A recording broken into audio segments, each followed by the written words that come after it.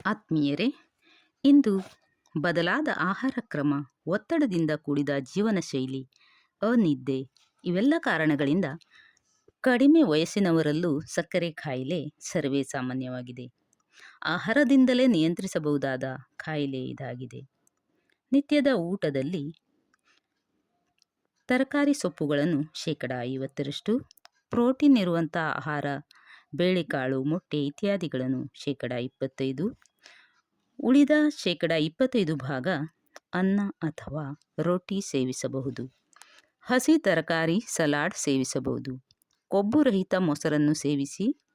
Magnesium ಹೆಚ್ಚು ಇರುವಂತಹ ಗೋಡಂಬಿ, ಬಾದಾಮಿ, ಕುಂಬಳಕಾಯಿ ಬೀಜ ಇತ್ಯಾದಿಗಳನ್ನು ಸೇವಿಸಬಹುದು.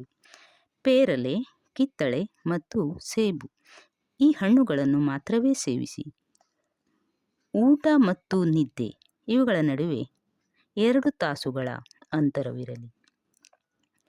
ವೇಗದ ನಡಿಗೆ, ಯೋಗ, ಧ್ಯಾನದಲ್ಲಿ ತೊಡಗಿ. ಬೇಗ ಮಲಗಿ, ಬೇಗನೆ ಎದ್ದೇಳಿ.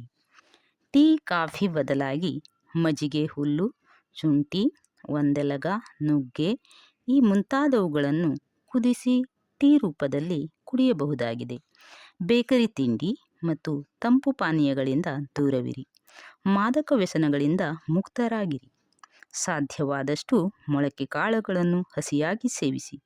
ಸ್ಥಳೀಯವಾಗಿ ಸಿಗುವ ಸಾವಯವ ಆಹಾರ ಪದಾರ್ಥ ಸೇವಿಸಿ. ಬಿಳಿ ಅನ್ನ ಮತ್ತು ಮೈದಾ ಇವುಗಳಿಂದ ದೂರವಿರಿ. ಇವೆಲ್ಲದರ ಜೊತೆ ಸೂಕ್ತ ವೈದ್ಯರನ್ನು ಕಂಡು ಸಲಹೆಯನ್ನು ಪಡೆಯಿರಿ.